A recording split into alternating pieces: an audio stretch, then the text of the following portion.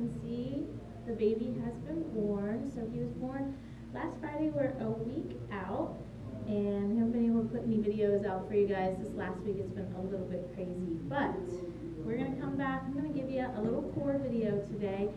Some of my favorite core exercises. They're really simple. Keep in mind that doing these core exercises is not going to magically give you a six-pack or anything like that, and anyone that tells you differently is just crazy.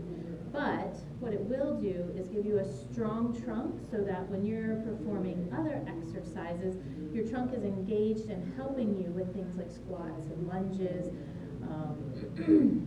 lifting exercises, even running, any of those kinds of things. You really want that strong core so that your back doesn't get involved and start to hurt more. So baby Bricks is going to be my assistant here. He's not going to do much, hopefully, except just lay there and sleep, but we'll see. So we'll give his little passy in place. You need that, buddy? No, you're all good? Okay, kid, let's do this. Scooch him out of the way. I'll show him to you at the end. That'll trick you into watching the whole video. Alright, so we're going to start out with one of my favorites. Alright, and so this exercise you'll need just like a yoga block. You could also do it with like a soccer ball or something like that, or it needs to be, you know, a little bit of size to it. So you can go same elbow, same leg, which is the easier version, or you can go opposite elbow, opposite leg here. And we're going to extend the leg out and the arm out, and then lift up to the top, reach, pause, and extend. So this is working a couple of things. We have opposition. So the body should work in opposition, the opposite leg and the opposite arm, right? That's the natural pattern of walking and crawling. We lose a lot of that as we age because we don't do a lot of crawling, and it just doesn't come second nature to us. But you want this strong crisscross pattern across your core for when you're doing activities like golfing or playing softball or any of those kinds of things. It helps with the swinging action, better for running, all those things. All right, so nice and slow, we'll get 10 of those. Then we'll switch to the other side, extend. And we'll have 10 there. One. Really try to extend through the fingertips. All right, extend through the heel, making a long body. You don't have to keep your head up if that bothers your neck. All right, but if you can, it definitely helps to get a little bit more of the core involved. I think this is 7, 8, 9,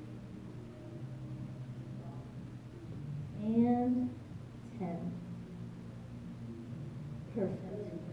Ooh, that's a little burn. The abs are kind of weak right now. So right from that, we can flip over into a plank position. So in our plank, you can choose to do that on hands or on elbows. I'm going to take elbows today. So right here, you want to make sure that your elbows or your shoulders are directly over the elbows. All right, belly is pulled in tight. Glutes are squeezed. Push through the heels, so you're pushing back through those heels, extending through the crown of the head, really sucking the stomach in. All right, so you're in charge of how hard this exercise is by how hard you contract the muscles. Right, common mistakes we see are up like this, or that's really the most one that we see. Sometimes we see people with their hips all crooked, so you might check yourself there. All right, so we're holding. So you can take this 30 seconds to a minute, whatever you feel is good. Right now I'm a little weak in these movements, so probably 30 seconds is good for me. All right, and we'll come right out of that, flipping back onto the back. Hey buddy, you need that pacifier here? There we go, good job. Back onto the back. So you can use that same like soccer ball or yoga block, whatever you're using, and just place it right on the shins.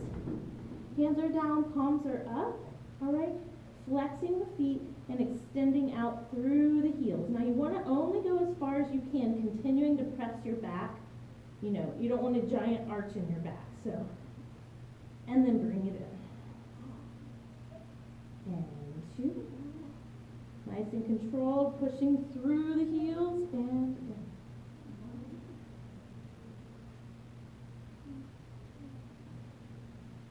This one's number 4.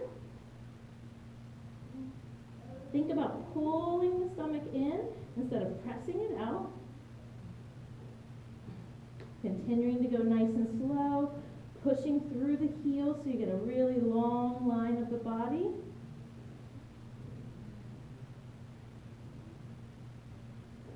I think we got 2 more to make 10.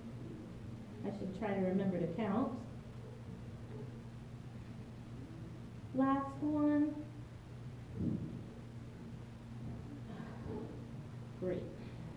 All right, and we'll have 1 more in our rotation. So let me back up a little so I stay in the screen. Really like this exercise. So here, we're going to come up to a half kneeling position. Your hand is going to be pushed up to the sky, like so. And we're going to rotate down, touch the ground, and come up to the top.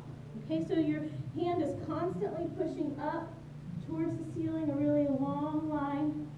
Right, so you can get a lot of oblique activation. If you have a small dumbbell at home, you can definitely do this with a dumbbell. If you want to get a big rotation, a long, long spine. If the twist is too much for you, or it doesn't feel good, you can just take that exercise off to the side this way. You can also use those as 2 separate exercises, doing this one first and then the other one. All right, we'll just get the other side, and that's where we'll wrap it up. So just like so.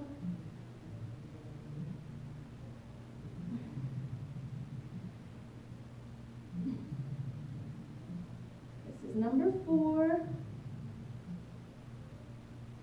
We'll do 2 more like this, and then I'll show you that other one again. 5.